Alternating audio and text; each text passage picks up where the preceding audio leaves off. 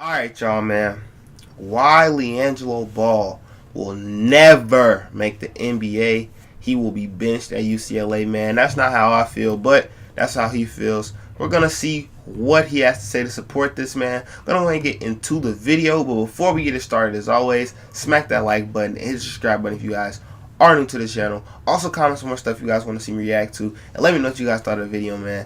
Link to this video and to this channel will be in the description box down below if you guys want to go check those out, man. Let's go and get into it. LiAngelo gets the ball. What will he do? Playoffs? Down 3 in overtime? Pass it. Oh, no, you shot it.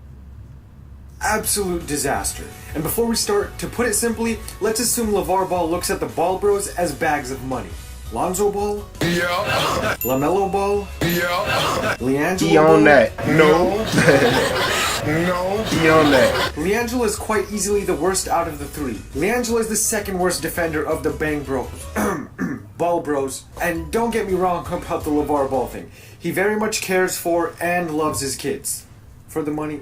What's up, it's Jamal Crawford, and you're watching GD's NBA Highlights. What is up? I'm back, and I just wanted to say a few people have been telling me, hey man, why do you make so much fun of LeVar? Or, you roast LeVar too much. Maybe you should roast someone else. And that sucks to hear, so no more roasting LeVar, and I just wanted to make you guys happy. Like, LeVar jokes are great. Honestly, LeVar Ball jokes are my favorite ones to point to. LeVar Ball jokes are my favorite ones to point to. LeVar Ball jokes are my favorite ones to point to. Yes, ladies and gentlemen, I nailed that one, and I'm proud of myself for it. Hate him or love him, LeVar Ball jokes aren't going anywhere. I even got my very own LeVar album dropping real soon on this channel. A few tracks included are LeVar Ball Don't Lie, LeVar Ball Is Life, and my favorite, Straight Outta Points. Also, we got a big episode today, starting with LiAngelo Ball, of course, and make sure to stay till the end because we have to cap it off with some playoff talk because shit has been hilarious and amazing so far. So make sure to go down and smash the like button, guys, and if you're new, make sure to subscribe and turn on y'all, we not gonna stay for the playoffs, awesome bro. Planned, we just want to hear what he got to say about LiAngelo. And now my grandmama ain't the only girl calling me baby. Look at this right here. This is the shot Chino Hills got down 3 with 2 seconds left. I thought this shot from LaMelo was the worst I've ever seen. LiAngelo said, just wait, I'll one-up you in overtime. Oh, and LaMelo is just about 1000% wide open. Yeah, this is one example of millions. When it comes to shot selection, I'm willing to be unbiased and even get on some of my favorite players of all time. If Kobe's shot selection wasn't the equivalent to fucking insanity, he'd be a career 50% shooter with ease. He had some horrific shot selection, but that's the beauty of Kobe. No one cared. He made those shots and he's earned those shots. But who in the hell does LiAngelo think he is taking shots like these? Sure, he's the son of basketball legend LeVar Ball, but other than that, who is he? Definitely not someone who should be allowed to barf up garbage like this. And I don't hate LiAngelo, but I do think in fairness, I should say he's my least favorite of the balls. Again, shot selection is the leading cause. For the people who watch Chino Hills LaMelo takes some questionable shots too. LiAngelo's shot selection has come down to literally two things. Either I'm gonna cherry pick a layup or catch and shoot a 3. The worst part is when he has high scoring games, opposing defenses are so bad, he gets wide open 3s. So he shoots them. But when opposing defenses are lethal, he gets heavily contested 3s. So he shoots them. I don't think I have to speak too much on shot selection. That's information you know. Information I think you don't know is Steve Alford doesn't stand for this bullshit. Steve Alford is the UCLA coach. LiAngelo will play under him very soon, and shot selection will be the first red flag. I'm sorry, these eyebrows will be the first red flag. Shot selection will be the second red flag, and the thing with players who are really hyped up is that a lot of groupies will hop on the wagon and ride your meat, no questions asked. Ride your meat. People have been all over balls. But there are also a lot of people who, quite frankly, don't give a shite.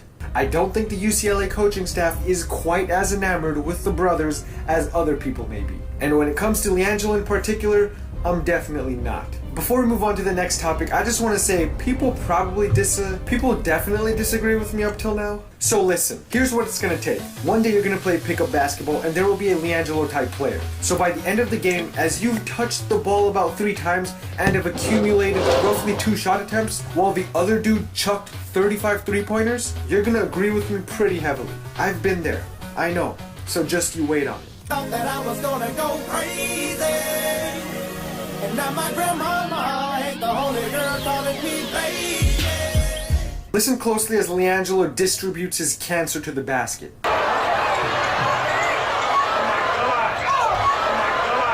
So piggybacking on the shot selection bit, you guys need to learn something insanely important when it comes to basketball. This is a fact of life. When watching a player, pay attention to the driving ability. A player who can drive effortlessly to the paint and break zone defenses with penetration is infinitely more valuable than a player who can shoot 90% in spot-ups. It's the same reason why Harden is magnitudes better than Klay Thompson. How is this relevant? Okay, well, maybe. Watching LiAngelo's game, he lacks nearly every skill. Pretty much every skill needed to attack the basket on a consistent basis and make things happen in the paint. It also leads back to the bad shot selection. It's a loop. You'll notice players who jack up heavily contested 3-pointers or very long 3-pointers will have driving skills equal to diarrhea.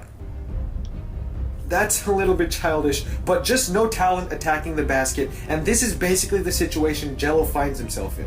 Not hard stuff at all to decipher. If you can't drive, you're gonna shoot out of fear of having the ball stolen or missing a layup. So let's break it because down. Bol Jello's is in the handle paint. is just about mediocre. When a player has to look down at the basketball as he dribbles, he's mediocre. Second, Jello's speed and agility, one of the main things needed in attacking the basket, is insanely lacking in comparison to LaMelo and Lonzo. Third, his finishing ability is just not good. Let's keep it simple, man. I will say he has a good hook shot in the paint, but the left hand is virtually non-existent. And remember this always. I like to call the left hand the qualifier. The first thing that differentiates great to good is your offhand. If you can't make layups with your left, you're average.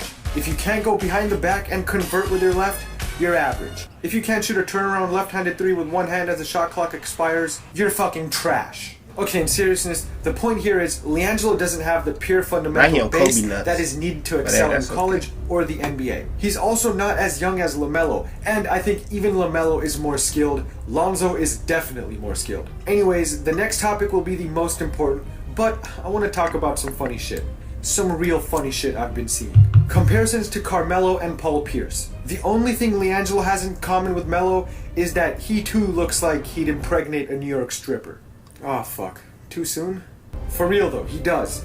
And people say, well, Pierce and Melo are players who aren't the fastest, don't have a super athletic build, they rely on their jump shot a lot. Well, what you shit clowns fail to realize is that Carmelo and Paul Pierce could be considered 2 of the most skilled pieces of offensive machinery in modern day history.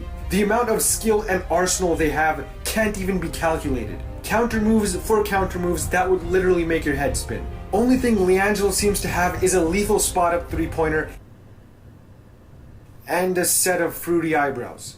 Alright, I'm sorry about the eyebrows, but I had to point out how ridiculous those comparisons were. LiAngelo's best case scenario would be a Michael Beasley type player. Seriously, it's hard to hear, but Michael just Beasley because was his the second last name is pick. Ball doesn't mean he's going to be some NBA legend. We've seen players much more impressive than LiAngelo at the high school and college level bust like crap in the pros. Thought that I was gonna go crazy. And now my grandmama ain't the only girl calling me baby. This doesn't have much to do with defense, but let's give Jello credit. For some reason, he doesn't share the same reptilian shooting form as his other bros. Credit to him. It's just that elbow that seems to be hereditary. Seriously, someone tell me what is up with their elbows. Why are they always misaligned? But anyways, let's talk defense. And this is kind of the nail in the coffin for him. I don't think he'll get much playing time at UCLA, and the defense leads back to effort and cherry picking. Effort is what makes me dislike LiAngelo the most out of the bros. I don't know if it's just his face or body language, but it looks like he's disinterested in the game unless he gets to jack up another 3. I gotta be fair though, I do think he can improve on that end because he's a bulky dude who can probably defend the post well. But as soon as he's matched up with an explosive guard, that's good game, bro. Lights out. It's the overall package that's lacking from LaMelo. And if you guys are interested in a dude who's going to score a lot of points while taking a lot of shots, a lot of bad shots, well, I'm not going to stop you. There's nothing wrong with that. But just don't try to argue that LiAngelo isn't a liability on defense. And when his three-pointer isn't dropping, aren't they all he's a liabilities on offense. defense? And again, it all stems back to effort. Lonzo got 39. The last thing you want is drop. a teammate attempting LaMelo's 33s liability. in a game. Yeah, they all liabilities If he combines on defense, that to be with honest. crappy defensive effort and horrible, inefficient shot selection, you're gonna question if you ever want to play basketball again. And to conclude, shot creation. Alright, so LiAngelo had 25 points in the game versus Montgomery, where they got sent out of the playoffs. He was held to 8 after halftime on inefficient shooting, and one thing stood out above all else: shot creation.